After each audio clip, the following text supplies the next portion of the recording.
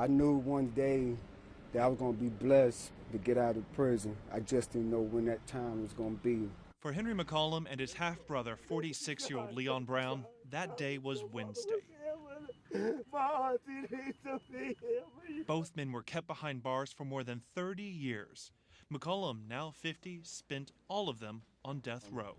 It was a rough experience. Sometimes I felt like giving up and stuff. He and his half-brother were convicted in the rape and murder of 11-year-old Sabrina Bowie in 1983. On Tuesday, a judge tossed out their convictions.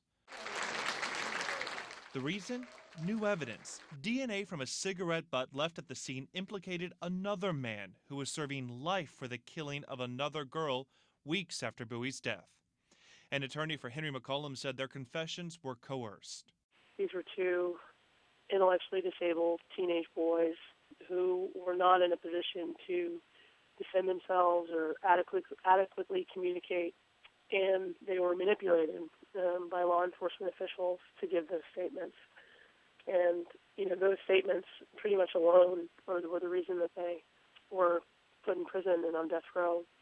The Innocence Project says the half-brothers are among the more than 300 prisoners across the country who have been released with the help of DNA since 1989. 11 have been freed in North Carolina, where McCollum and Brown were convicted. Across the country, 2 out of 3 of those freed are African American. There have been states that have moved to abolish the death penalty. Innocent people do get sentenced to death and probably have been executed in America. Jonathan Betts, Al Jazeera, New York.